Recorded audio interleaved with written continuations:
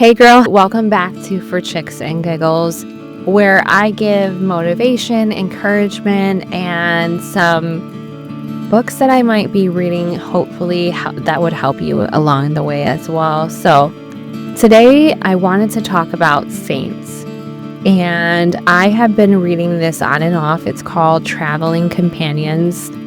What spurred me to think about doing this video specifically was listening to a priest talk about teaching our children about the saints, because we want our kids to have role models that they can look up after, right? We don't want them looking to the world for role models. You think about Kim Kardashian, Lady Gaga, Paris Hilton, whatever the case may be. While they might be great business women or talented entertainers, I would prefer that my children role model after the saints. So today's saint, she got a hard name, I'm not gonna lie. Let me see. It's Euphemia, the Great Martyr. Now that I'm realizing, actually, this is the wrong date. Yeah, I got the wrong date. Hold on one second. So what I love about this book is that it has it in alphabetical order. So it starts from A to Z.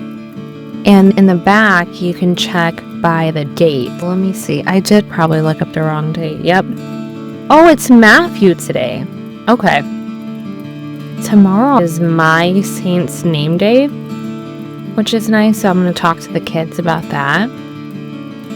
Matthew, holy apostle and evangelist. Little is known of the life of the writer of the first gospel, but he was certainly a Jew and probably the same Matthew, originally called Levi, who was a tax collector called by Jesus to be a disciple. Matthew 9:9-13.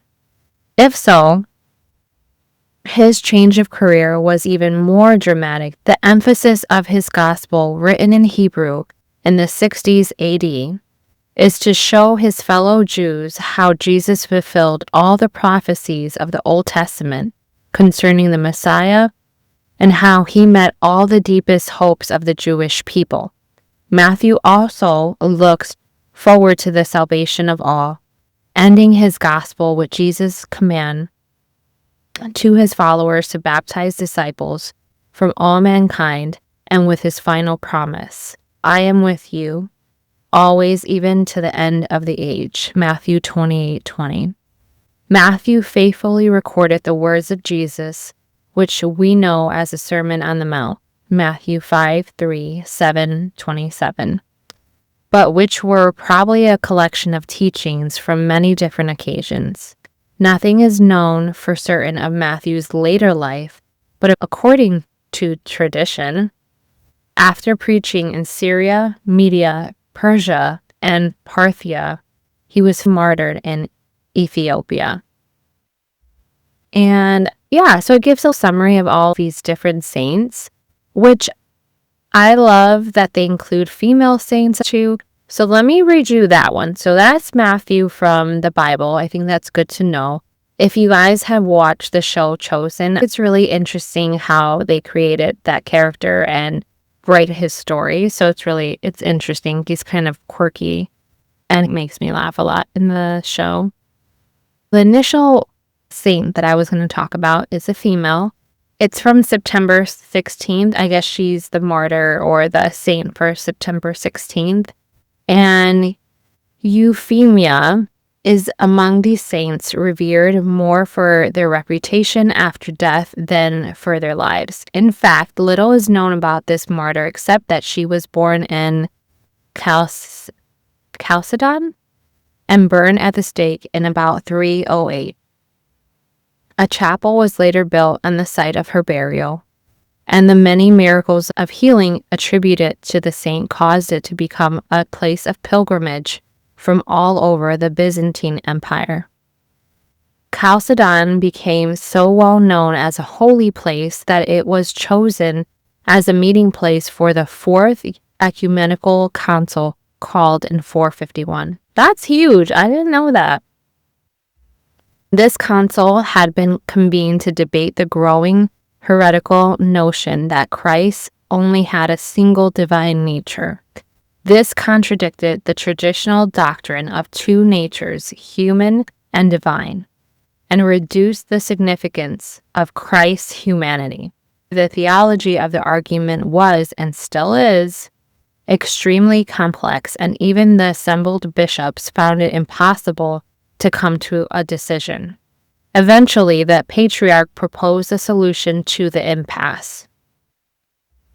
They would seek God's judgment through the help of his servant, the holy Euphemia, so this saint.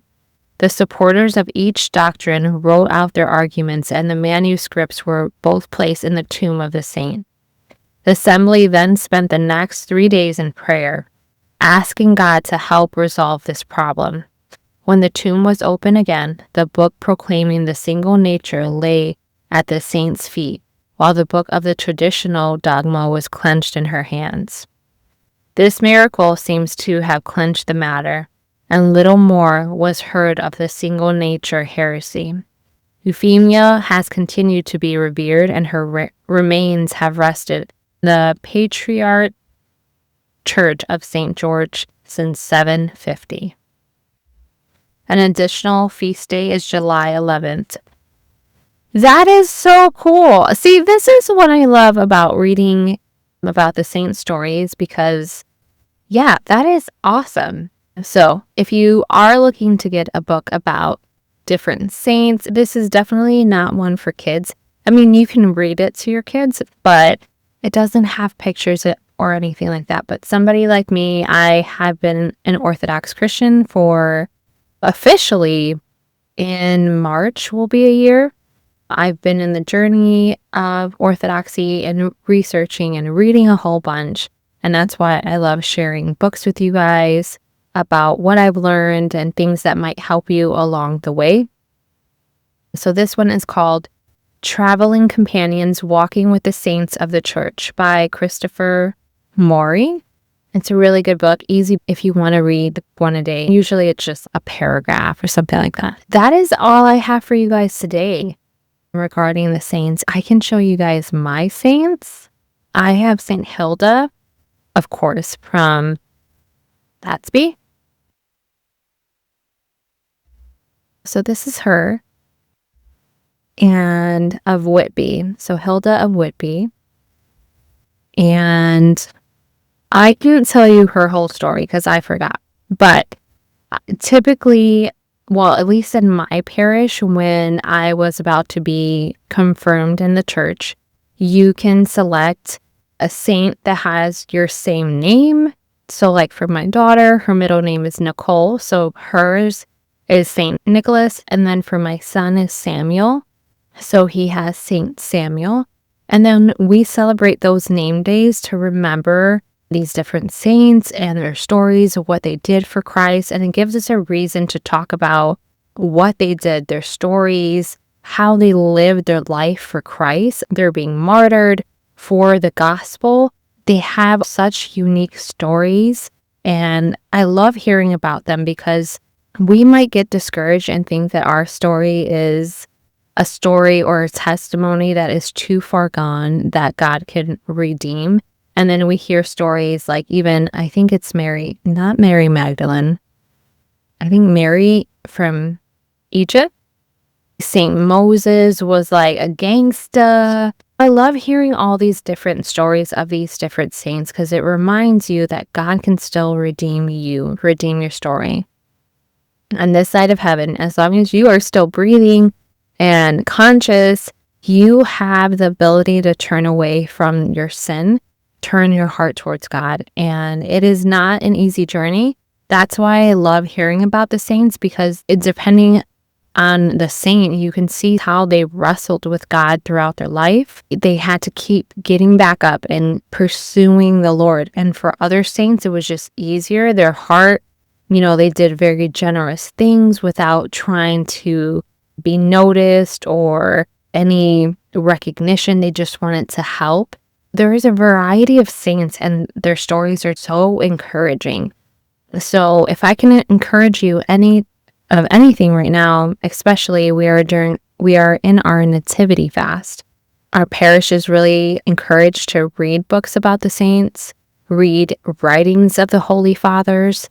There's so much goodness and richness from people that have come before that can give wisdom in their writing and can really be a blessing to our walk as well. That's all I got for you guys tonight. I hope you guys have a good night. Happy Nativity Fast, and I will see you soon.